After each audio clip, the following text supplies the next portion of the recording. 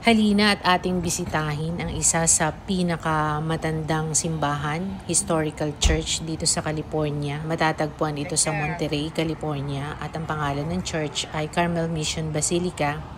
At talagang napaka-historic ng building na ito at ang parish na ito ay active na tinatawag na Shrine of Saint Junipero of Sierra. At pwede niyong bisitahin yung kanilang website, makikita niyo doon yung kanyang mga schedule. At dito rin ninyo matatagpuan na isa sa pinakamatandang Biblia sa California.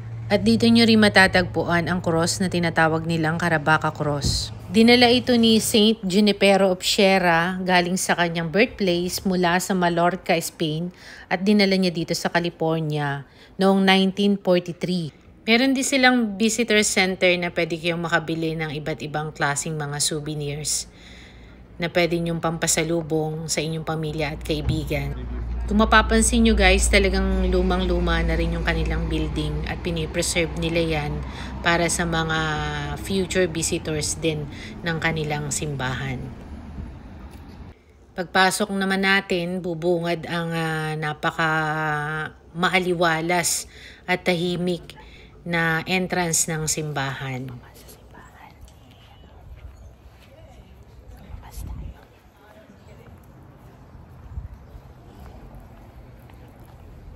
Magsisimba. Masarap dito magsimba.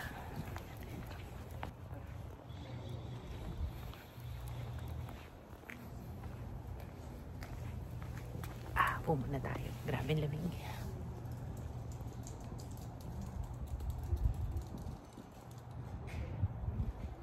Masarap dito magsimba.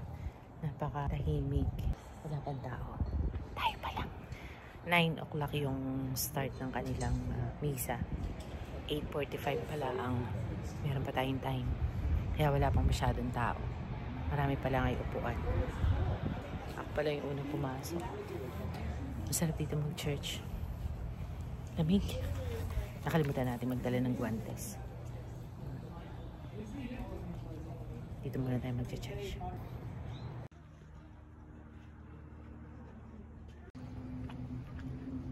The permanent stone church was constructed in 1797 pa. At ayon sa story, sinasabing dito ang final rest ni Saint Junipero of Sierra.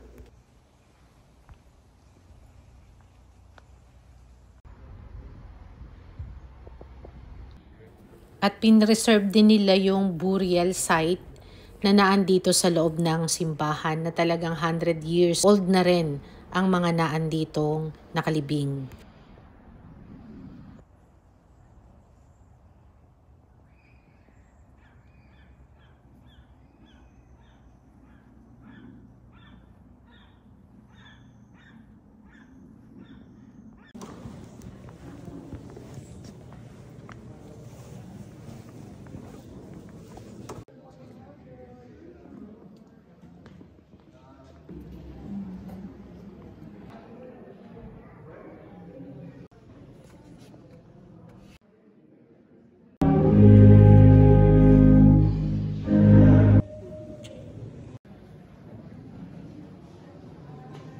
At natapos na nga ang misa at ngayon naman ay susubukan nating libutin ang loob at labas ng simbahan.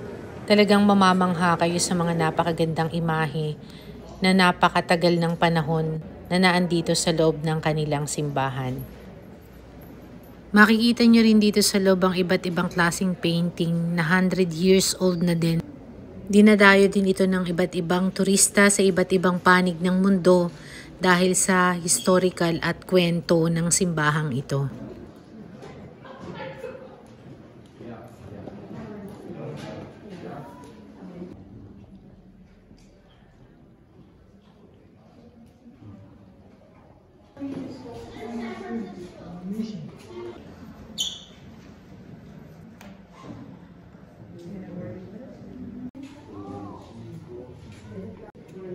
At dito matatagpuan nyo rin yung mga ginamit nilang instrumento na pang music nung unang panahon at mga old wood na dito nyo rin matatagpuan na matagal ng panahon, built in 1984. Kaya talagang napaka-historic ng mga makikita nyong mga gamit dito sa loob ng kanilang church.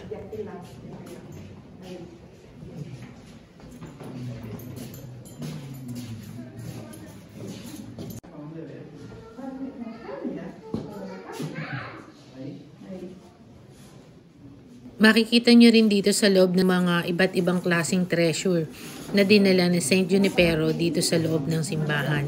At yung isa sa pinaka-oldest Bible na dinala din dito sa California noong 1568 edition pa at itinravel ni Father Sierra at dinala dito sa California. Makikita nyo rin dito sa loob kung ano yung image nung unang panahon, paano sila nagluluto at ano yung mga kasangkapan at ano yung makikita nyo sa kusina. Ito pa rin yung mga old treasure na dala dito at ipinasok sa loob ng simbahan. Nakapreserve din ito at iniingatan nilang mabuti at hindi pwedeng pumasok.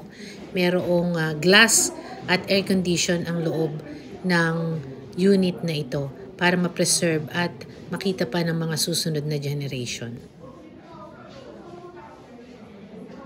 Pag pumasok ka sa loob ng unit na ito, mararamdaman mo na bumabalik ka dun sa year 1500 pa na talagang mafe-feel mo at mararamdaman mo yung kung paano sila mamuhay noon. Yung mga kasangkapan na ginagamit nila, paano sila makapagluto nung unang panahon ay naandito pa at na-preserve nila.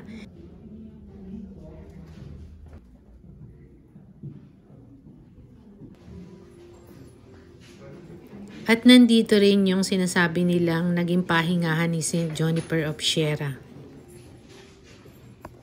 Karamihan ng makikita ninyo dito sa loob ng kanyang kwarto ay yun yung mismong kanyang ginamit noong mga panahong iyon at kung ano yung kanyang mesa, kung ano yung kanyang ginagamit na panulat, kanyang upuan, nandito din lahat at yung kanyang lagayan ng damit. Nandito rin yung library, First Library College of California. At makikita nyo na sobrang luma ng mga books at ng kanilang library.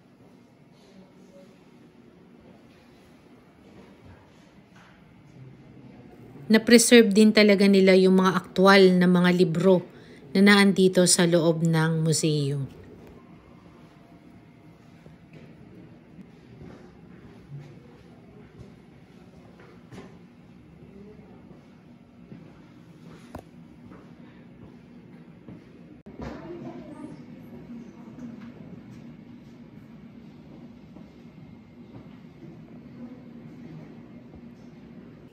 Mababasa mo din dito sa loob kung paano yung humble beginning ni Saint Juniper, kung paano nakarating dito, kung paano nadala yung cross, at iba't iba pang mga kwento na nakapaloob noong panahon na dinala niya dito sa California ang Kristyanismo.